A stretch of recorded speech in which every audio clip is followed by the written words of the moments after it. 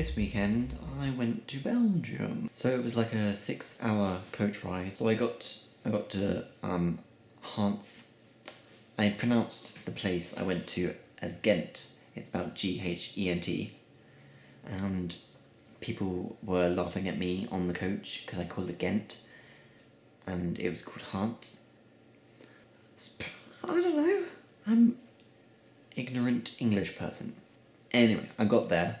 And apparently Ghent has 2 coach stations, and obviously I went to the wrong one, and obviously I didn't have any network or anything, so I just waited for half an hour and thought, oh, okay, this is a bit strange, and then I walked around trying to find Wi-Fi, and I got approached by a lovely short man who thought I was selling weed because I was stood on the street corner. But yes, we eventually met up at like 5 o'clock in the morning there. Later that day, we went to Bruges. It's lovely, it's a lovely, beautiful place.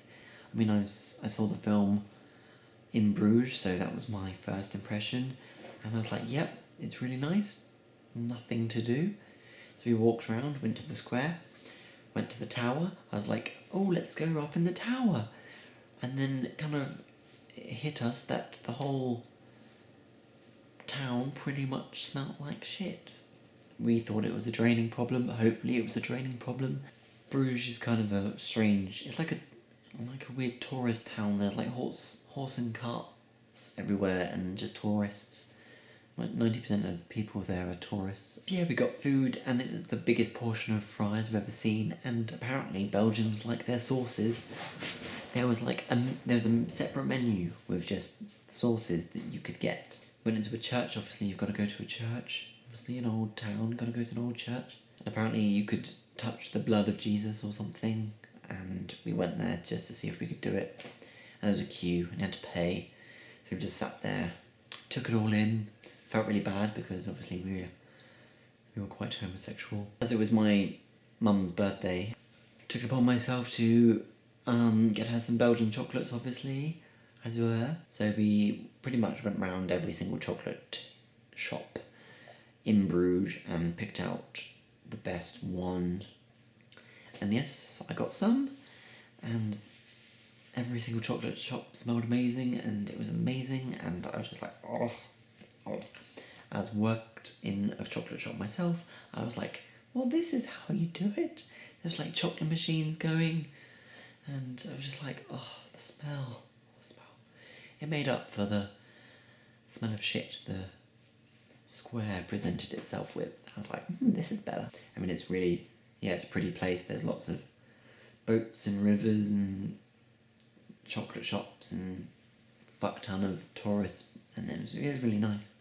I actually preferred the town that he lived in, which was Ghent.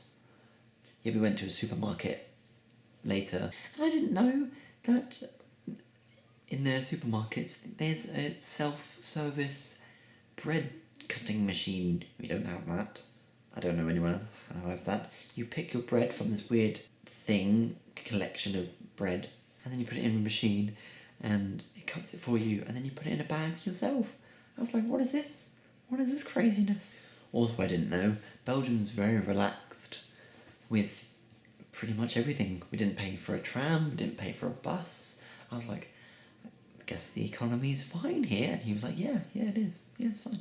So later that night, we went out drinking, obviously. We sat next to a lovely river, and we drank next to all these groups of people who were drinking also. Very strange people. They were doing drugs and things and drinking and next to a river. Our stomach was lined with cheese and ham toasties that Dennis made for us. That was lovely of him. We ended up in this park, he called it, but it was just a path with some grass either side. Yeah, there was this huge group of people who were singing by a piano, and they were singing Queen and stuff. And I was like, okay, I prefer the river.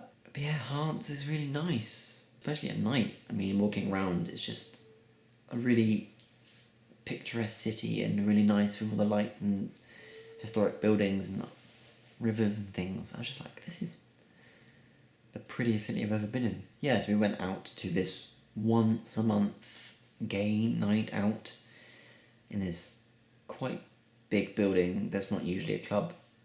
And you could tell It was like this huge hall. It was basically like a school prom. It was like curtains dividing rooms, which was opened, and there was loads of music playing that obviously I didn't recognise, and then there was. And in between, there was Eurovision songs. And I was like, I'm so sad that I know these Eurovision songs. But the thing was, as I got told many times, Belgium is a very conservative country, so the whole gay thing is not really looked upon as fantastic. All the gay people were the most rigid kind of dancers I've ever seen. You go to a club in London or whatever, and everyone's like, dancing like fucking no one's business. But in this club, everyone was just going like, and I was just like, why is no one dancing? Everyone's kind of just like moving around. I was like, this is the weirdest thing I've ever seen. And you had to pay for drinks in coupon form. I was like, this is weird. So yeah, that was pretty much my time. Yeah, I learned quite a lot about Belgians. They especially like to ride their bikes. I've never seen so many people ride so many bikes in all my life. They have these huge bike parks, and apparently it doesn't really matter if you don't lock your bike, because you can just pick up another one and then bring it back, even if it's someone else's. And I was like, that's amazing. That will never happen here. Yeah, I didn't get the ferry back. I got a different coach, and I waited at this weird abandoned hotel at the side of a motorway. And yeah, we went on the Eurotunnel, France to England in half an hour, which is really cool. I would have filmed myself there, but Belgium's like us there. I didn't want the guy I was with to kind of think I was that weird. My first impressions. Loved it. Want to go again. That's it.